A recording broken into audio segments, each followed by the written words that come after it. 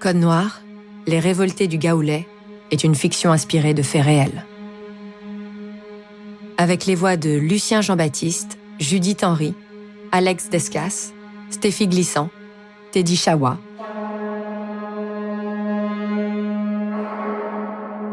Code Noir, Les Révoltés du Gaulet, épisode 3.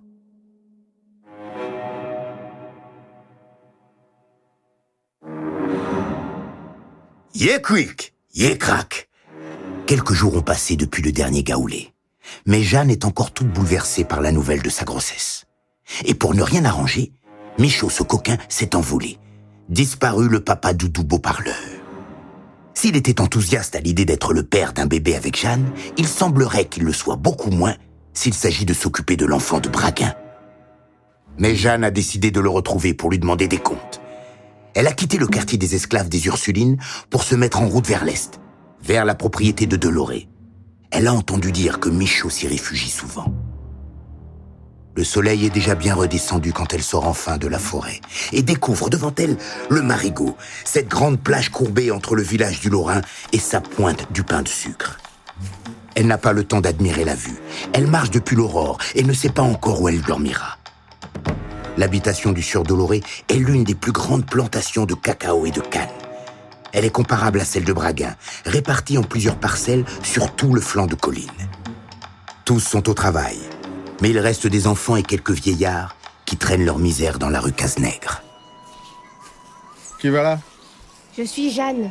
Je cherche la propriété de Milo Deloré. Tu y es, jeune fille. Je cherche Michaud. Tu le connais? Pourquoi tu le cherches? Il était avec moi chez les sœurs Ursulines de Saint-Pierre, mais il a disparu. Et j'ai entendu dire qu'il venait souvent chez Deloré. Oui, ce marron vient de temps en temps pour travailler à la maison. Et puis il vient voir sa bonne amie Fanchon et il repart en ayant volé des choux. Fanchon? Ouais, c'est une des cuisinières. Ah, ma pauvre, tu n'es ni la première ni la dernière à lui courir après. Ce Michaud n'a pas de maison, mais il a beaucoup de femmes. Jeanne repart aussi sec, en essayant de retenir ses larmes. Mais ce sont des larmes de colère. Elle enrage de s'être laissée embobiner et ne veut plus jamais entendre parler de Michaud. Elle doit se reprendre rapidement pour retraverser la forêt en sens inverse le plus vite possible, en espérant que la nuit ne lui soit pas trop hostile. Et pendant ce temps, à Saint-Pierre, Bénédicte Braguin termine son cours de bonne manière avec sœur Camille. Merci ma sœur, à la semaine prochaine. Mademoiselle Braguin? Oui ma sœur. Je me disais que vous pourriez laisser votre nouvelle esclave dans la pièce avec nous pendant la leçon. Elle doit s'ennuyer à l'extérieur. Bon, vous savez, elle est heureuse comme cela. Au moins, elle a un temps de repos. Dont elle pourrait bénéficier pour se développer quelque peu intellectuellement en écoutant. Sœur Camille, je ne préfère pas. Ce n'est pas la place d'une esclave. Elle ne dérangerait vraiment pas. Les esclaves sont des esclaves, ils doivent rester à leur place. Très bien, très bien. C'était juste une suggestion. Nous nous reverrons la semaine prochaine, oubliez tout cela. Vous aimez les noirs, bien vous en fasse, mais vos idées sont dangereuses, sœur Camille. À force de vous écouter pendant nos cours, ma précédente servante a perdu la tête. Et elle s'est enfuie. Pas question que cela se reproduise avec la nouvelle. Jeanne s'est enfuie? Mais quand cela? Juste après qu'elle ait quitté mon service pour passer à la cuisine, elle s'est enfuie quelques jours plus tard. Aujourd'hui, Dieu sait où elle se trouve. Elle doit être morte, la pauvre. Vous voyez, ma sœur, nous vivons sur une petite île, avec un ordre établi. Et chacun doit savoir rester à sa place. Jeanne réussit à rejoindre le quartier des esclaves juste à temps pour se protéger de la terrible tempête qui menace. Dans la nuit, soudainement, le vent se déchaîne, emportant troncs et toitures avec une telle violence que toute la population de l'île est terrorisée. Chacun se met à l'abri où il peut. Les colons se barricadent dans leurs grandes maisons. Les esclaves se terrent dans leurs cases et dans des trous. Pendant 2 jours complets, la vie va s'arrêter sur l'île. Le 3e jour au matin, la tempête a passé son chemin.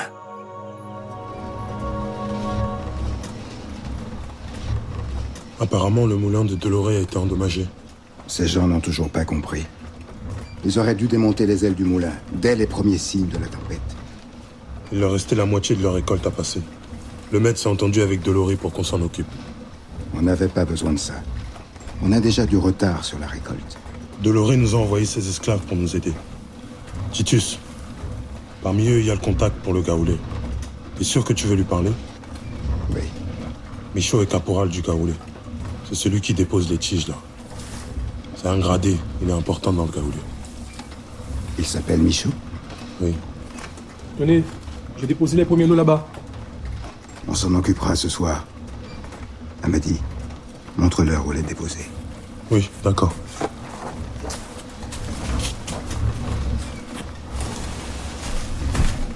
Titus, tu ne me reconnais pas? Bien sûr que je te reconnais. Qu'est-ce que tu viens faire là? J'ai été surpris d'apprendre que c'était toi qui avais prévenu le Gaoulé pour la milice des Blancs. J'ai voulu te voir pour en parler. Tu travailles pour Deloré maintenant? Non, pas vraiment.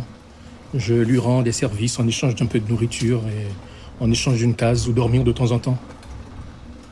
Je suis toujours marron. Pourquoi tu prends le risque de revenir ici? Chez ton ancien maître? Et si quelqu'un te dénonce? Personne n'osera. J'ai la protection magique du général. Méfie-toi. Ne compte pas trop sur le quimbois de ton général. Tu n'aurais pas dû venir en journée. Venir travailler au moulin pour Deloré, c'était aussi l'occasion de passer un peu de temps avec toi. Je suis ton fils après tout. Ne dis pas de bêtises. Cela fait des années qu'on ne s'est pas vu. Je voulais prendre de tes nouvelles, mais si tu préfères, on peut juste parler de ce que tu sais sur cette milice. Les Blancs ont acheté des armes, parce qu'ils en ont assez d'attendre l'arrivée des soldats du roi en renfort. On a vu sur l'habitation une 50aine de miliciens blancs et libres de couleur. Si Braguin en commande 50, cela veut dire que les autres copropriétaires en auront autant. Cela fait plusieurs centaines pour toute l'île. Dans la région, la Hure et Pasquier vont prendre un commandement, sans oublier Deloré. Ça ne me surprend pas. Bientôt ils seront assez nombreux pour traquer les esclaves marrons. Pourquoi tu nous dis tout ça? Braguin m'avait promis de me laisser acheter ma liberté, mais il a changé d'avis. Et maintenant, il refuse de me laisser partir. Tu aurais dû t'en douter. Il ne faut jamais croire la parole des Blancs. Je connais Braguin depuis qu'il est enfant. Je pensais qu'il tiendrait parole.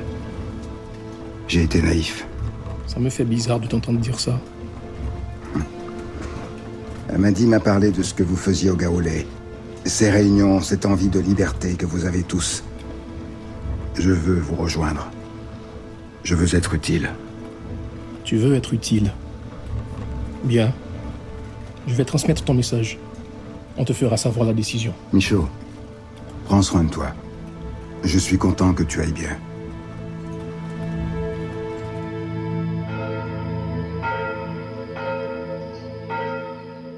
C'est la première fois que les cloches résonnent à la Trinité.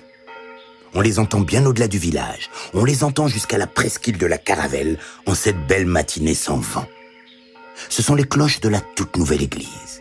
Une grande et belle église, 40 mètres de long, une nef de 11 mètres de large, construite en briques et en bois.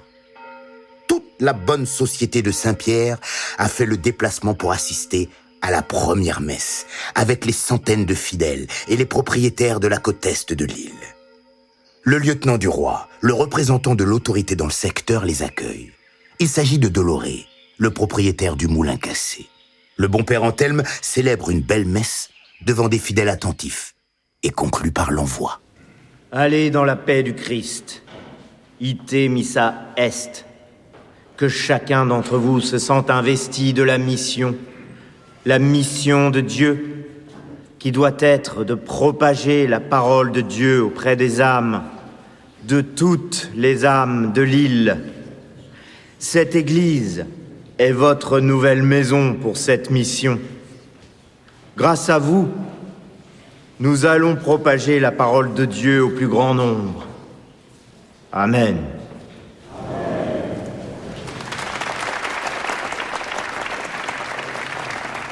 Le clergé de l'île aussi s'est déplacé. Les curés, les moines et les moniales ont suivi la messe au premier rang. Tous affichent un grand sourire après la cérémonie. Tous, sauf la mère supérieure des Ursulines, qui affiche plutôt sa tête des mauvais jours.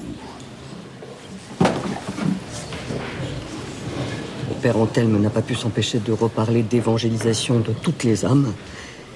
Les propriétaires vont encore penser qu'on va déranger leurs esclaves. On n'avait pas besoin de ça en ce moment. Venez avec moi, sœur Camille. Braguin est seul, c'est le moment de lui présenter vos excuses. Bien, ma mère. Monsieur Braguin, Ma mère, ma sœur, que puis-je pour vous? nous tenions à vous présenter toutes nos excuses pour l'incident de cette semaine avec mademoiselle votre fille. Quel incident? Allez-y, sœur Camille. Je suis sincèrement navrée, monsieur Braguin. Je tiens à vous dire devant elle que nous pouvons la remplacer par sœur Juliette. Pourquoi? Eh bien, pour les cours de votre fille. Je sais qu'elle a été insolente. Bénédicte, votre fille, est venue se plaindre. Je ne voudrais pas que vous pensiez que je soutiens sœur Camille et ses lubies d'évangélisation des esclaves. Je n'étais pas au courant. Je ne sais pas ce qui s'est encore passé, mais ma fille est une idiote. Grâce à vous, elle est suffisamment sortie de son ignorance crasse pour nous permettre de lui trouver un mari. C'est chose faite. Elle devait vous annoncer cette semaine qu'elle part pour la métropole dans quelques mois. D'ici là, en ce qui me concerne, vous pouvez continuer comme avant. Bon, vous m'envoyez rassuré. Je suis heureuse qu'elle fasse un beau mariage. Oui, un négociant de textile à Rouen. Un bon parti. Bien. Mais cela veut dire que vous n'aurez plus besoin de nos services? Rassurez-vous, je maintiendrai ma contribution à vos œuvres. Le sieur Garrigue de Survilliers a donné le terrain sur lequel est construite cette église. Le curé vient de me dire que le sieur Garrigue a négocié le droit à une sépulture dans l'église. Si je continue à verser mon obole, pourrais-je, comme lui, espérer une sépulture dans votre chapelle? Oui, bien sûr, cela doit être envisageable, mais il faudra en parler plus précisément avec notre sœur célérière. Faites, j'ai le temps. Je ne compte pas avoir l'utilité d'une sépulture avant encore quelques années. Oh, ma mère, je voulais aussi vous prévenir. Je vais avoir besoin de votre autorisation pour traverser vos terres avec la milice. Nous avons enfin créé une milice pour reprendre les nombreux esclaves marrons. Oh, vous pourrez circuler chez nous comme bon vous semble, c'est la moindre des choses. Je transmettrai l'information au contremaître. Merci. Monsieur Braguin, Oui? que risquent les marrons que vous attraperez? Ma sœur, je comprends votre inquiétude. Et je tiens à vous rassurer. Nous n'allons pas punir trop violemment ces brebis égarées. Des coups de fouet, au pire un marquage à la fleur de lys, mais sans trop les estropier. Nous avons tous intérêt à les remettre au travail. En revanche, les récidivistes et les criminels subiront le châtiment qu'ils méritent. Sœur Camille est une âme sensible, mais vous avez toute notre confiance pour faire régner la justice. Amen. Merci, ma mère.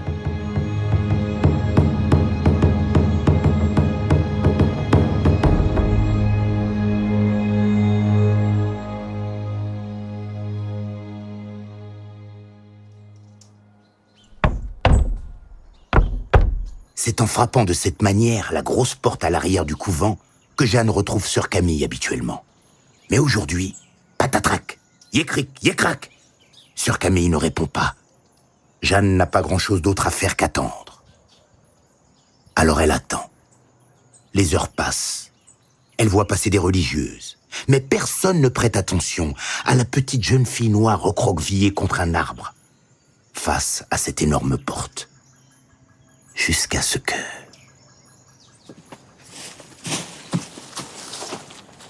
Ma sœur, Bonjour, Jeanne.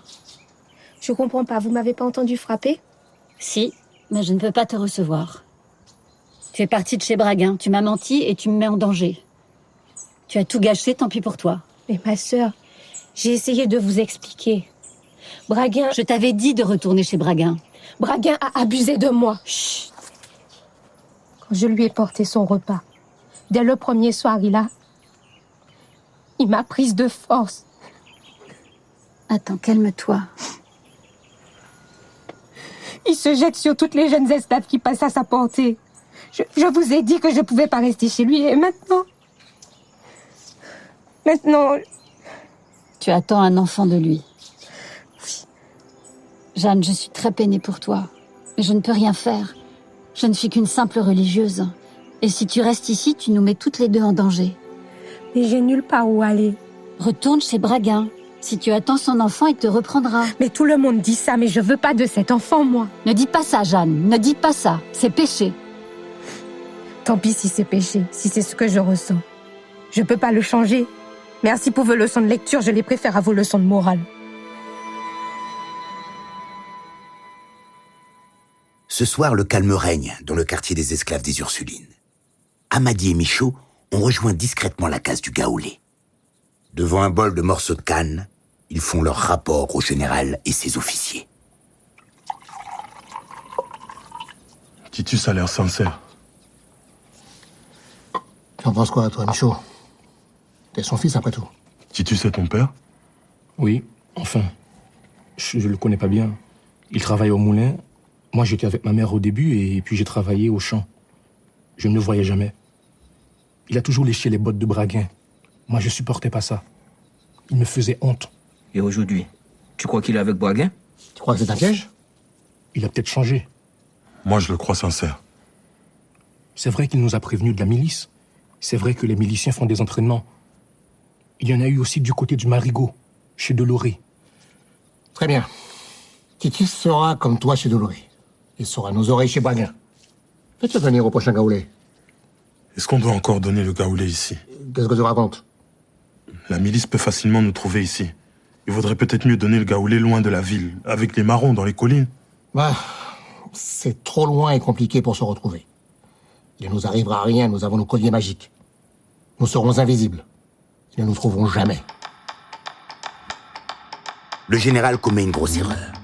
Il surestime ses pouvoirs et c'est beaucoup plus dangereux. Il sous-estime les Blancs. C'est vrai qu'ils ne sont pas très résistants au climat, qu'ils ne sont pas très habiles dans la forêt et qu'on peut les étourdir facilement. Mais ils sont vicieux et savent jouer des divisions chez les esclaves. Et puis surtout, ils ont des armes et ils sont prêts à tout pour défendre leurs intérêts. La nuit est déjà bien avancée. La réunion est finie pour ce soir. Le général a tranché et le Gaoulé se tiendra comme prévu dans quelques jours ici même. Dans l'obscurité totale, Amadi rentre chez Braguin.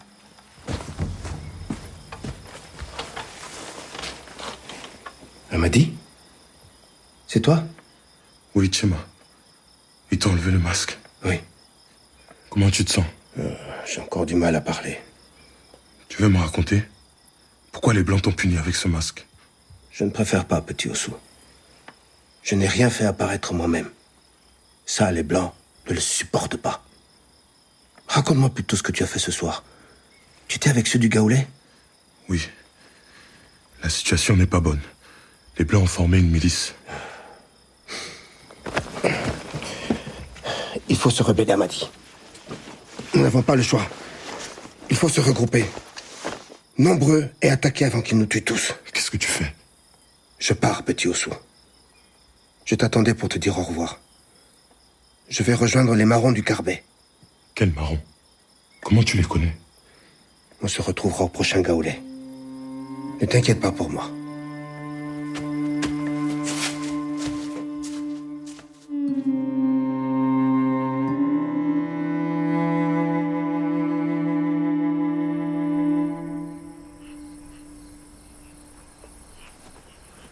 Si tu as l'occasion de parler en tête-à-tête avec le général, explique-lui bien qu'il n'est pas raisonnable de continuer à donner le Gaoulé sur le terrain des Ursulines.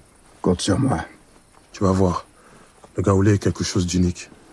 Merci d'avoir confectionné le collier pour moi. Je n'ai plus l'âge de plonger. C'est Tchema qu'il faut remercier. C'est lui qui a trouvé l'endroit où se trouvent les coraux. Merci à lui. Mais pourquoi il n'est pas là? Il est parti. Il a rejoint les marrons du Carbet.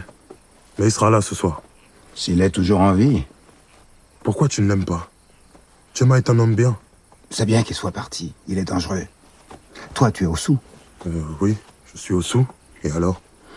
Qu'est-ce que tu faisais avant sur la terre des ancêtres? Je servais le dieu Tchoukou dans le village d'Oeri près de la mer. Je travaillais dans le temple, j'entretenais les statues et j'accueillais les gens. Je connais la situation des Ossous. Je suis né Ibo, je te rappelle. Vous êtes maltraité. Tu crois encore en Dieu aujourd'hui? Je sais pas. Peut-être que Choukou et nos ancêtres nous envoient cette épreuve pour nous tester. Les Blancs aussi, quoique leur Dieu et son envoyé sur terre, Jésus-Christ, leur envoient des épreuves. Ici, c'est pas ce qui manque. Mais toi, les épreuves, tu connais déjà.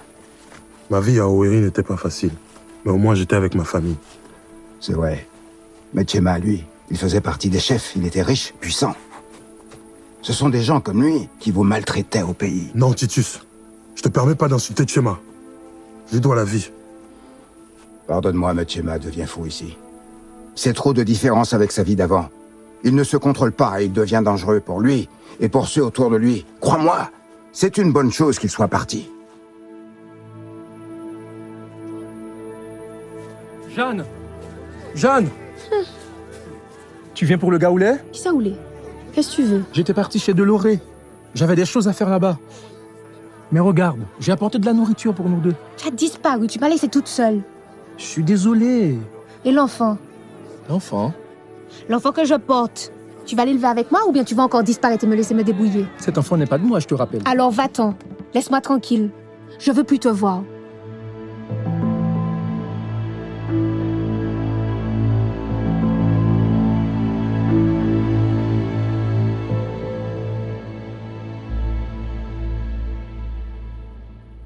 Cela fait bientôt 1 heure que tout le monde attend le général dans la case du gaoulet.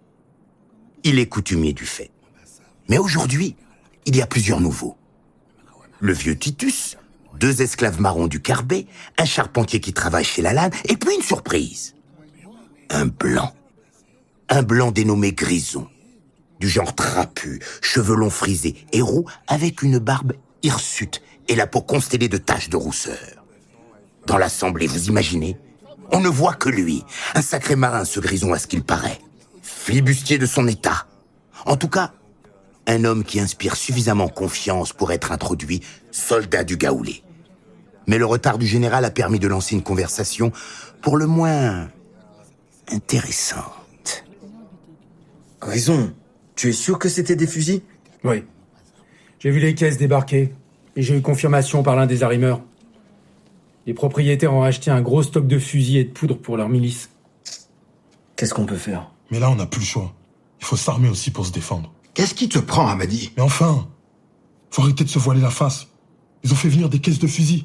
On va pas attendre de se laisser massacrer sur place. On a les colliers de protection, le juju, le quimbois. On a prouvé ici que nous étions ensemble, unis et nombreux. Avec les marrons de la case pilote, du Carbet et ceux du Fort Royal, on est assez nombreux pour foncer sur les Blancs à Saint-Pierre directement et les chasser. On peut les chasser. Et cette île pourrait devenir la nôtre. Mais tu as entendu Grison? Ils ont des fusils. Nous n'avons que des coutelas. 3 hommes déterminés avec des coutelas valent plus qu'un seul blanc avec un fusil. Écoutez-moi, j'ai peut-être une solution. Je sais par les gars du port que d'autres caisses de fusils vont arriver dans quelques jours par un navire royal.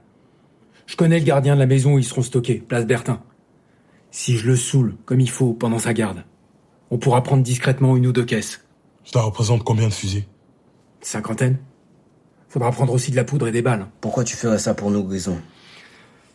J'en récupérerai la moitié pour mes hommes, avant qu'on reprenne la mer. Après, vous ferez ce que vous voudrez.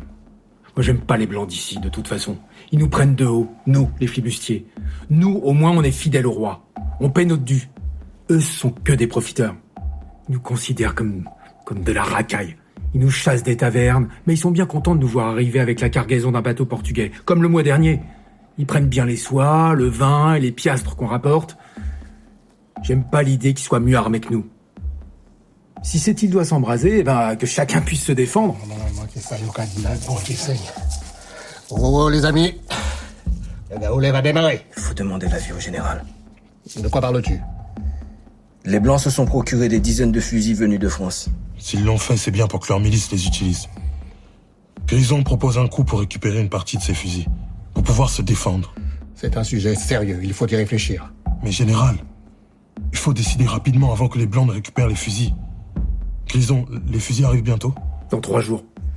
Il me faut juste quelques gars costauds et dégourdis pour donner un coup de main. C'est d'accord. Ahmed et Jacob vont s'occuper de te fournir les hommes. Maintenant, major, caporal, soldat, il est plus que temps. Tambour joué pour nous. Le gaoulet doit commencer. Yé quick, yé crack. Le général a fini par faire le service. Introduire les nouveaux. Mais le général est maintenant un vieil homme. Petit à petit, son esprit s'embrume. Il ne réagit plus aussi vite qu'avant. Son savoir reste immense. Mais la menace qui guette le gaoulet nécessite de passer à l'action. Est-il encore capable de prendre les décisions? Pour le moment, la musique est reine.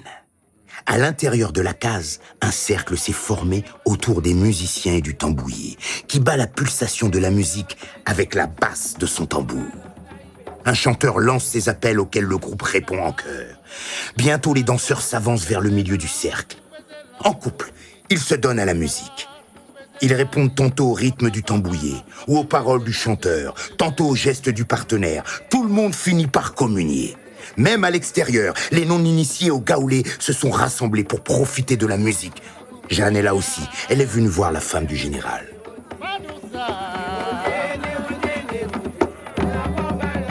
Elle n'a pas la tête à la danse. Elle pense à son ventre qui s'alourdit. Tu ne danses pas avec les autres. Ah, sœur Camille? Je n'avais jamais osé m'aventurer ici le samedi soir. J'aurais préféré ne pas avoir à le faire, mais je me doutais que je te trouverais ici. Vous connaissez le gaoulé? Le gaoulé? Non, je ne sais pas ce que c'est, mais je savais qu'il y avait du monde ici le samedi soir. C'est le début de votre jour de repos, c'est normal que vous en profitiez. Et d'après la mère supérieure, danser prolonge la vie des esclaves. Et je ne crois pas qu'elle se rende bien compte de ce qui se passe ici. Enfin, ça ne me concerne pas. Je suis venue pour te parler. Me parler de quoi? J'ai peut-être trouvé un moyen de te sortir de ta situation.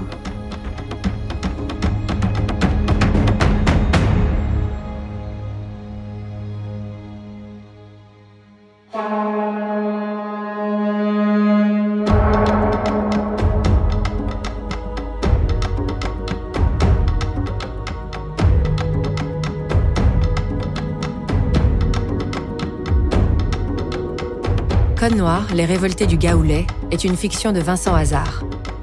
Elle a été produite par Initial Studio, avec la participation de France Télévisions, Outre-mer la première, et inspirée des travaux de l'historienne Myriam Cotias. Écriture et réalisation, Vincent Hazard. Prise de son et montage, Johanna Lalonde. Musique originale, Pablo Pico. Mixage, Benjamin Alves.